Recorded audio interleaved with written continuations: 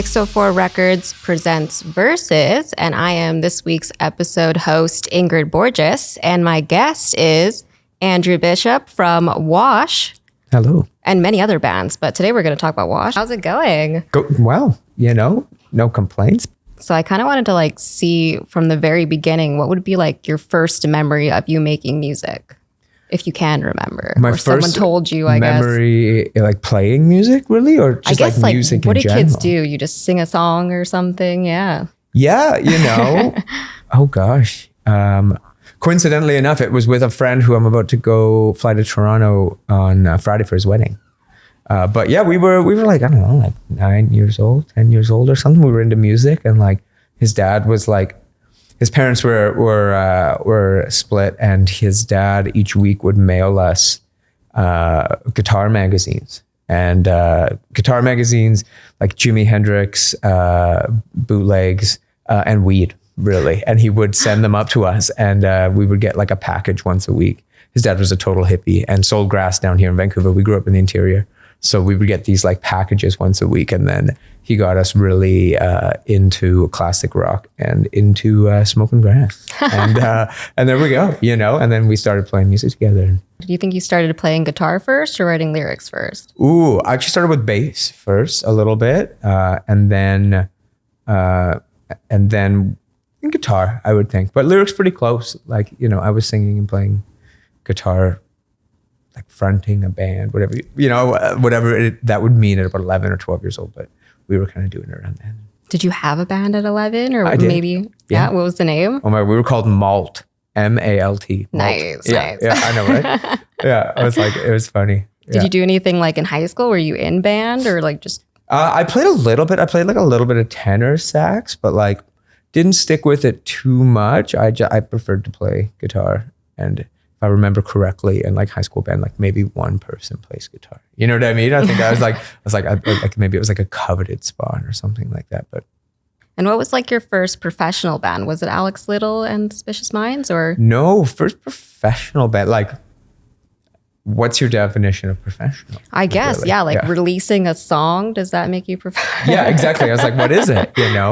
I would guess in terms of playing and trying to make money and, and investing money, more money into recording, that kind of stuff. I guess it would have been a band called Red Cedar. And then at the same time, I was also writing the White Ash Falls material, which was what kind of brought me into Light Organ Records. So it was all kind of around that same time. But yeah, Red Cedar, White Ash Falls, those would have been kind of the first, I'd say, professional acts here. So was White Ash Falls sort of a solo project for you? I don't know that much about it. Yeah, so that was, I put out 2 records on Light Organ. Now this was quite some time ago, probably in the first or second round of signings.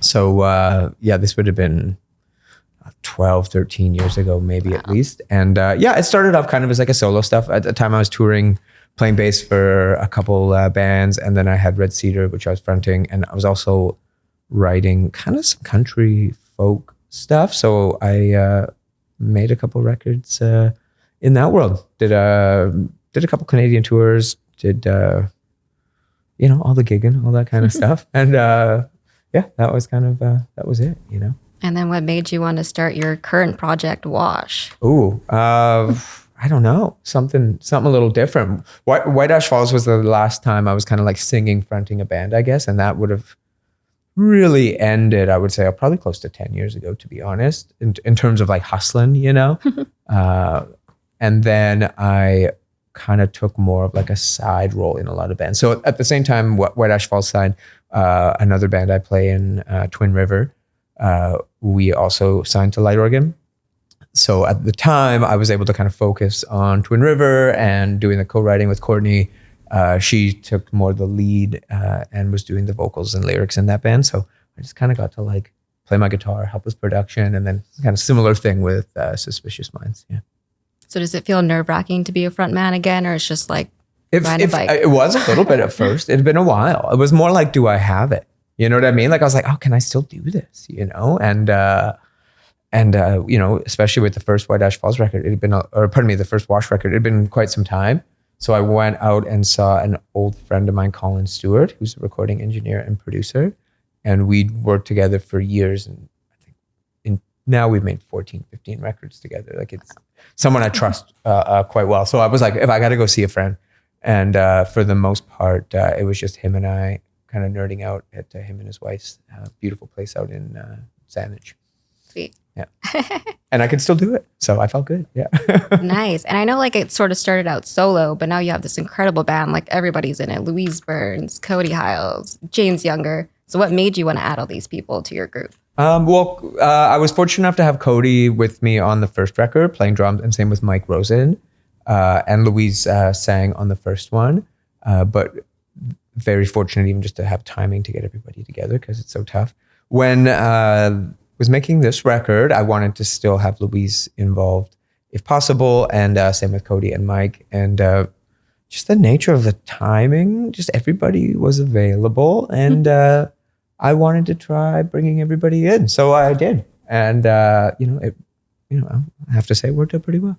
Nice, yeah. It was like incredible to see. Like I saw the video for Please Stay Me, which I do want to ask you about. Yeah. But yeah, just like seeing like such a massive band, because I feel like most of the time you see like 3 people, 4, 5 maybe tops. So it's fun, especially just to add all that in there. Yeah. And I wanted to ask, like, how much input do you get on like what Louise is going to sing or what Cody's going to play, or you just let them do it and you kind of work together? Yeah, like for the most part, it's a little bit different for different instrumentation. Often I'll have a bit of an idea, but at the same time, like when it comes to Cody, it's like I just trust his instincts. And when it came, especially for this record, my thought was, if somebody has an idea that isn't in my head already, I'm going to try it out. And if I don't like it, I can just take it off. You know what I mean? But I didn't need to do that. But there's this kind of like, I was like, well, some people can get a little tense when suggestions are made. It's never really been my vibe, but I wanted to really make sure that like I wanted everyone to feel comfortable with what they do. And so this one was really fun when we originally came and recorded 3 songs. Please Sedate Me was one of them. And I also brought in Courtney Ewan, who I play with in Twin River, to come in. And James Younger was producing, and and Cody and Mike, and I had Jeff Ennis doing some synthesizer. So he was locked in another room, and he was kind of in his own room, and we just let him do his thing. And he just kind of like would pop his head out and like, "This is what I've got for you." And we would listen to me like, "Dude, this is incredible." But in the end of that first session, we were recording "Please Sedate Me," and I hadn't finished lyrics yet. The second verse kind of wasn't done, and there was a few things I wasn't sure of. And I'm such a fan of Louise's lyrics and with Courtney, and I had them here, so I thought, why don't you help me? And I, at least in my experience, typically, even if a band writes together, you're getting together and you're rehearsing, and everyone's kind of throwing some ideas, and you kind of work that out. The vocalist or the lyricist usually kind of goes home and writes their lyrics on their own and toils with whatever things they need to deal with or say, and it kind of is this personal thing, and quite often, like, I don't ever feel like really comfortable, like if addressing lyrics or lines in someone's song. You know what I mean? If I'm playing in their band and there was something, I typically don't even think about it. It's kind of definitely their thing. But in this situation, I hadn't finished yet, and really wanted to get the girls to input. So we just started throwing lines out, and we would literally like sat in a circle, and we would try one line at a time, and there was like no egos. And if one wasn't good, we would say, "That's not the right one," and we'd scrap it. And the next person would go, "What's your line? What's your line?" And in the end, we put together half of the second chorus and most of that second verse, and they helped me tidy up a few lines here and there, and it was wonderful. And it made me think, why haven't I done this the whole time? Like, it took all the pressure off, and I love what we did, and the energy was just right. So moving forward for the rest of the record, I intentionally would keep a lot of lyrics and that kind of stuff unwritten. Maybe a small idea, and then we could go together and do it as a group, because the result was, I feel better than anything I would have done on my own. Awesome. That's sweet. I love that. Yeah. And like, speaking of lyrics, like, do you find it's easier to write about personal situations, or like just kind of take a step back and write about just a certain situation and then get everyone's input involved? Yeah. I think it's interesting, especially now as I'm getting older and my life is just like less dramatic, I guess, or like less, out and about, like, I do the same thing all the time. I'm not out, I guess, letting loose like I once was. So it's funny where it's like, I definitely feel like when I was younger, it was more like experiences that were like very personal moment or something like that. Now I still feel that the emotions are personal, but they're more of like an observation. Still drawing from some of those like feelings and that kind of stuff, but it's definitely more like observations. But again, it's a lot for me anyway, especially this record. It's just a lot about relationships, you know what I mean? And just kind of growing older and not having time for bullshit anymore, to be honest. You know what I mean? And as basic as that sounds, it like took a long time to figure that out, and it's like, you need to take care of yourself, make sure you're happy, and, make sure the people in your life are doing okay, but they got to give you something back. And I think that was a big part, especially for me on this new album, was a big inspiration on a lot of the writing. Awesome. And do you find like it's different now that you're older, like you're writing what you're writing about?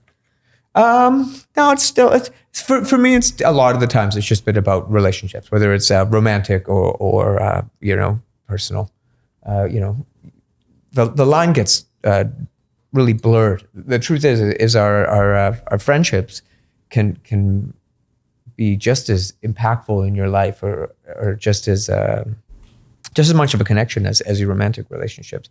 At least I find, and it's more like understanding that and realizing that, like, that's where, at least at this point in my life, I've been drawing a lot more of my experience, because my relationship is great. I like, I'm a happy guy.